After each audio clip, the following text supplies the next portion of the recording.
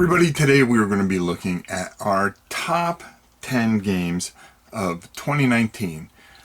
Top war games, that is. Now, this was a really hard list to come up with because there was just so many great games. And I had to whittle it down and just think about the actual impact of some of these games and what they can do. So without further ado, why don't we just get right to our list. And number 10 is Death Valley, Battle for Shenandoah.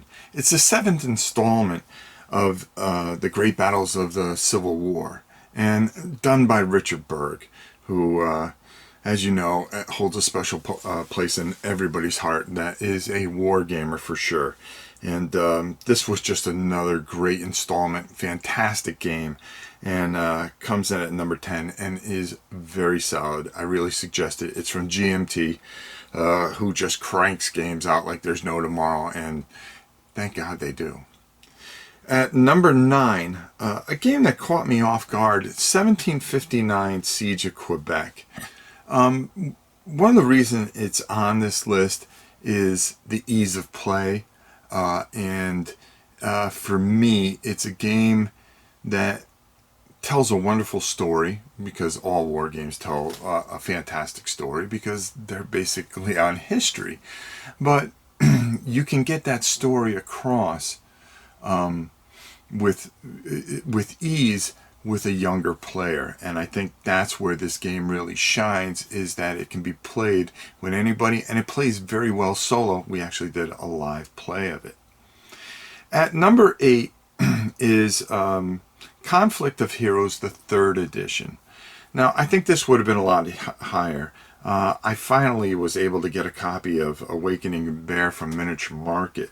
I didn't get it till late in the year, so I think this would have been a lot higher, because I kind of lump Awakening the Bear and Storms of Steel together in this kind of, because they both Conflict of Heroes, just different, different time periods, or different battles, excuse me.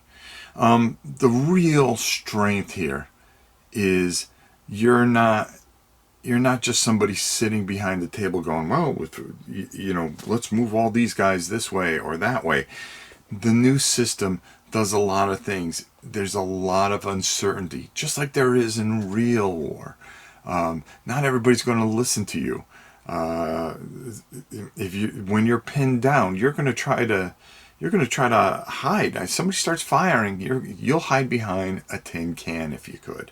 And this really comes through in the new edition, and I really think this is very good and very solid. More plays of this, I think you're going to see this move up even higher. At number 7 is a game that I really enjoyed. Played quite a bit. I would like to get more expansions for it, and that's DDay Dice. Another reason why this is up so high is the ease of play, and it takes a look at a very important battle, and you are trying, it's a lot of pressure luck, and I think the most important thing is it brings in people that wouldn't normally play war games, and that's what we need. It's good, it's solid. It's this a 2nd edition, and it had come out some years prior, but I really like this version, and I was able to get it into my hands before the end of 2019, and it's a very strong entry. At number 6 is a game that completely caught me off guard, and that is Combat.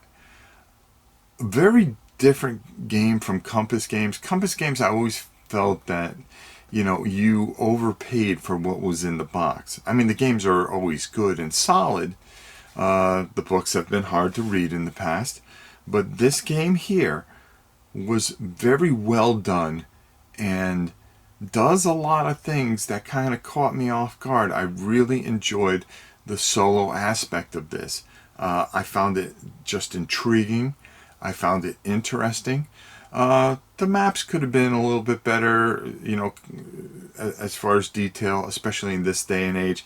But I'm not going to hold that back. I'm looking at strict gameplay, and I thought this was a lot of fun.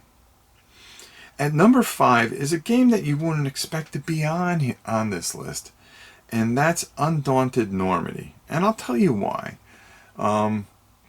It's your not traditional war game.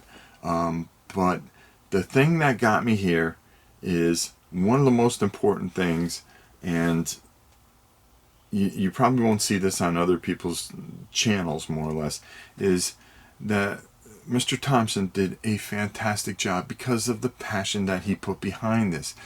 It's a little abstract, a little Euro, this, that, the other, but it's a war game nonetheless. And the thing I think this does is that most important thing that we can ever have is building a bridge between people that don't play war games and do play war games. The old guard don't see that, and they hang in their little corners and they give out their little awards to each other. But what they're really not doing, like you know, some of these other channels that are doing, you know, Marco Gamer is a fantastic example. He makes it so you want to feel a passion that he feels for that game instead of being a suck up to some company. And this game here is a perfect game to build that bridge, to bring people over and see how wonderful war games really are, and how strategic they are, and how much you can learn from it and take away from war games. This game, and plus the passion behind David, is his grandfather was actually in this particular battle. That was the driving motivation, and you feel that motivation in how smart this game is, how well played it is. It's a war game, abstract a little bit, but in my heart, when I played it, I said, this is a great bridge. And it sits at number 5, and I'll stand by it till the day I die. And number 4, Harmon. You are one of the best. The first Battle of Gettysburg just completely blew me away. How much game was in this little box from Tiny Battles? Flying Pig games, I really feel they're underrated. They are tremendous, a fantastic company. And The Devil to Pay is a masterpiece. Well done. And there is a ton of game in this little box. A ton of game. Fantastic, wonderfully done. And number 3, Victory Point Games, one of my favorite companies. My number one of my favorite games of all time is from them. And Thunder in the East is just a fantastic offering. They did a fantastic job with this. This was fantastic. When I finally got my hands on it from Miniature Market, I'll tell you, I was not disappointed. The maps are gorgeous. Everything is beautiful. Gameplay, a little complex, but hey, sometimes you gotta have a few of those, and this one sits at number 3. And number 2 is a game I didn't know much about, but I'll tell you this much. I was completely blown away by it, and that is Tank Duel. Tank Duel is a fantastic game, and it does a lot of smart, great things. And one of the things that I'm really intrigued by it is, yes, it's tanks, and we all love tanks, but the most important part of the tanks is how that tank crew works together in a common goal to stay alive. And that is the most important aspect of this game. It's more about the crew. You don't want to lose your crew. You can always replace the tank, but that teamwork, that essence of working together, you lose a couple pieces of that. It breaks up the continuity of the team, and it's just a fantastically beautiful game. I really suggest you pick it up. I think you'll really enjoy it. At number 1, Flying Pig games, without a doubt. good people even better games. They continue to put out and work hard and make some fantastic games. And I'm going to tell you right now, another game where when I talked to Harmon, one of the things that he said was, hey, this game is a bridge game. This is a push your luck game set in a war setting to bring, he gets it. This is an older man, an older designer who decided to say, hey, gaming's at such a boom, let's show them wargaming. Let's show them the next step.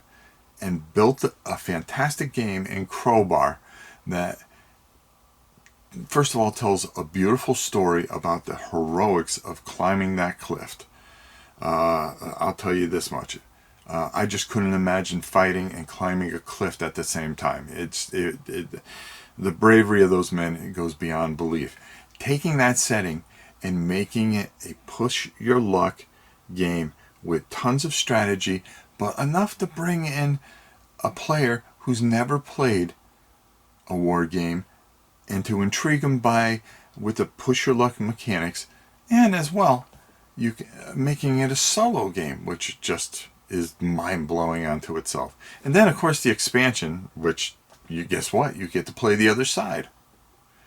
Tremendous storytelling, tremendous mechanics, ease of play, ease of learning, wonderful experience, great game, and deserves to be the #1 game of 2019, and at least according to me.